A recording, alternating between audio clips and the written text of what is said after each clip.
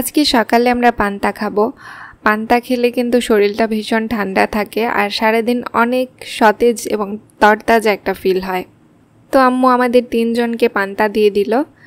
আর এই যে আব্বুর জন্য মরিচ দিয়ে পান্তা দিল। আব্বু মরিচ দিয়ে পান্তা খাবে আজকে।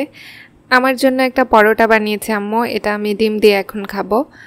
গতকাল রাত্রে আমি বলেছিলাম আমি পান্তা খাবো না, তো আমার জন্য এই একটাই বানিয়েছে। তো আমি নিজ থেকেই বললাম যে একটা খেয়ে তো আমার হবে না, একটু পান্তাও আমাকে দিও যদি বাঁচে আর কি। তো এটাকেই বলে মায়ের মন, মায়েরা আসলে সব কিছুই জানে।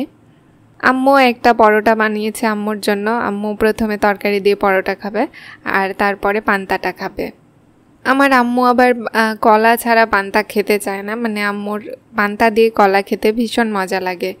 তো আম্মুর জন্য একটা কলা এনেছে। আর আমি তো আমার পরোটাটাই আগে খাবো, কারণ পরোটা খেতে আমার খুব বেশি ভালো লাগে। হ্যাঁ, মাঝে মাঝে খাই না, কারণ তখন হয়তো বা আমার মন চায় না, কিন্তু যখন পরোটা খেতে চায় তখন আম্মু বুঝতেই পারে। আসলে মায়ের মন সব কিছুই বুঝতে পারে আগের থেকে। আমার পাশেই বসে আম্মুও খাচ্ছে সকালের খাবার। আব্বু ওইদিকে টেবিলের উপরে বসেছে আর আমরা 2 জন মেঝেতে বসেছি খেতে। আম্মু এই যে পান্তা দিয়ে কলা দিয়ে খাচ্ছে খুব মজা করে। গতকালের একটু তরকারি ছিল মিষ্টি লাউয়ের ঘাটি, তো মিষ্টি লাউয়ের ঘাটিও একটু নিল। আমার আবার গতকালের তরকারি দিয়ে পান্তা খেতে একটু বেশি মজা লাগে, তো আমি ভাবছি যে আমি তরকারি দিয়ে পান্তা খাবো। তো এই যে আমি পান্তা নিয়েছি, তরকারি একটু নিয়েছি। এই মিষ্টি লাউয়ের ঘাটি দিয়ে পান্তাটা খেতে কিন্তু অনেক দারুণ মজা লাগছিল। তো এটাই ছিল আমার আজকের সকালের খাবার। আসসালামু আলাইকুম ভিউয়ার্স, আমি ইয়ান। আশা করছি আপনারা সবাই অনেক ভালো আছেন। আম্মু বড় একটা মোচা কিনেছে আমাদের সামনের বাজার থেকে। ওই মোচাটা আজকে আমরা দুপুরে রান্না করব। কলার মোচার ভাজি। কলার মোচার ভাজি খেতে আমার তো অনেক ভালো লাগে, আমার অনেক পছন্দের। অনেক দিন ধরে আমি আম্মুকে বলছিলাম যে কলার মোচা পাও না। আজকে বাজারে গিয়েই নাকি আম্মু দেখতে পেয়েছে মোচা, তো সঙ্গে সঙ্গে কিনে নিয়েছে। মোচাগুলো আমাকে বাছতে দিয়ে আম্মু এখন এই যে খুঁড়া কাটছে।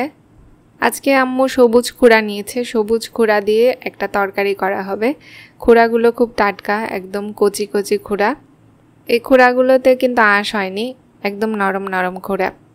আমার আব্বুর আবার হঠাৎ করে খুঁড়া দিয়ে একটা রসরসা টাইপের তরকারি খেতে ইচ্ছে হয়েছে, তো আব্বুর জন্য আজকে খুঁড়া দিয়ে রান্না করা হবে। আমার খুঁড়া খেতে একদমই ভালো লাগে না, তো এখন কি আর করার, আজকে তারপরেও খেতে হবে। প্রতিদিন সবার চয়েসের একটা না একটা তরকারি তো থাকেই, তো আম্মুর আর আমার চয়েসেরও আজকে কিছু একটা থাকবে। ভিউয়ার্স, এই যে দুপুর হয়ে গেছে, আমরা রান্না তুলে দিয়েছি। প্রথমে মোচাটাকে সিদ্ধ করার জন্য আম্মু এখানে কড়াই দিয়েছে মোচা, একটু লবণ, হলুদ আর অল্প সামান্য একটু পানি, খুব অল্প না, মিডিয়াম টাইপের পানি। মোচাটা সিদ্ধ হয়ে গেছে, এখন মোচা নামিয়ে নিতে হবে। একটা ডালাতে আম্মু এটা ছাকনা দিয়ে নিল। মোচাটা রান্না করার জন্য প্রথমে থিতা করা রসুন দেয়া হলো। এখন পরিমাণ মতো রান্নার তেল দিতে হবে, তো এখানে সয়াবিন তেল দিয়ে দেওয়া হলো। রসুনটাকে এর মধ্যে ভাজা ভাজা হতেই 5 ফোড়ন দেয়া হলো। তারপরে কেটে রাখা পেঁয়াজ, মরিচ আর আলু কুচি দেয়া হলো। আলু ঝুরি করে না দিলে কিন্তু মোচাটা ভালো লাগে না, খুব খটখটে টাইপের লাগে, তো আলু দিলে অনেক ভালো লাগে খেতে। আলুটা যেন সিদ্ধ হয় এজন্য একটু পানিও দেওয়া হলো পরিমাণ মতো। আমার আম্মুর হাতের মোচা ভাজি খেলে জীবনেও ভুলতে পারবেন না, এত টেস্টি। তো একটু সামান্য পাটা ধোয়া পানি দিল, তারপরে আদা বাটা, জিরা বাটা, রসুন বাটা এবং লবণ দেওয়ার পরে একটু হলুদ গুঁড়া দেওয়া হলো। এবার আমাদের আলুটা কিন্তু সিদ্ধ হয়ে গেছে, এর মধ্যে মোচা দেওয়া হলো। কারণ অনেকগুলো কাঁচামরিচ কেটে দেওয়া হয়েছে, ওই মরিচে অনেক ঝাল, ওই মরিচেই আমাদের এই রান্নাটা কিন্তু কমপ্লিট হয়ে যাবে। এখন মোচাটাকে ভালোভাবে ভেজে নামিয়ে নিলেই হয়ে যাবে। তরকারি রান্না করার জন্য এখানে আম্মু ফ্রিজ থেকে মাছ বের করে রেখেছিল, সেই মাছগুলো খুলে গেছে বরফ। এখন এই মাছটাকে মেরিনেট করে রাখবে আম্মু।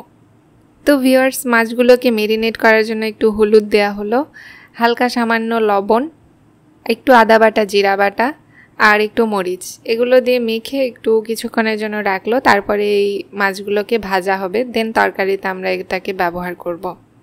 আজকে আমাদের নওগাঁতে যে কি পরিমাণ গরম পড়েছে এটা বলা যাবে না, এত গরম, কোনো বাতাস নেই। এদিকে মোচা ভাজিটা আমাদের রান্না হচ্ছে, প্রায় অলমোস্ট হয়েই এসেছে, একটু পানি আছে নিচে। পানিগুলো মরে গেলে এই মোচাটাকে আমরা নামিয়ে নিব। তো অনবরত নাড়াচাড়া করার পরে আমাদের পানিগুলো মরে গেছে, যে মোচা ভাজি হয়ে গেছে। এখন এটাকে নামিয়ে নেওয়া হলো। অনেক বড় ছিল মোচাটা, এই জন্য ভাজিও অনেকগুলো হয়েছে। যাই হোক, আলহামদুলিল্লাহ খুব সুন্দর একটা গন্ধ আসছে। ভিউয়ার্স, এখন এই যে কড়াইয়ে আবার তেল দেওয়া হলো তরকারি রান্নার জন্য। তো পরিমাণ মতো তেল দিয়ে এই মাছগুলোকে ছেড়ে দেওয়া হলো। মাছগুলো ভালোভাবে আমরা ভেজে নিব। মাছ না ভাজলে একটু গন্ধ গন্ধ হয় অনেক সময়। তো এইটা বড় একটা মাগুর মাছ যেহেতু ছিল, এটাকে একটু ভাজতে হবে। কয়রা কিন্তু অনেক তাতানো ছিল, তারপরে আম্মু মাছটা দিয়েছে, এজন্য কয়রায় কোনো মাছ লাগছে না। এটা কিন্তু একটা টেকনিক। আর কয়রা যদি গরম না হয়, গরম না হতেই মাছ দিলে কিন্তু সব মাছ লেগে যায় কয়রায়। তো এই যে সবগুলো মাছ আম্মু এভাবে সুন্দর করে ভেজে নিল, আর কিছু তেল ছিল সেটাও দিল।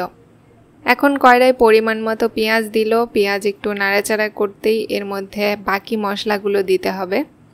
তো সর্বপ্রথম তেলটাই দিতে হবে, কারণ তেল অল্প ছিল, মাছ ভাজার তেল, ওর মধ্যেই পেঁয়াজটা দেওয়া হয়েছে।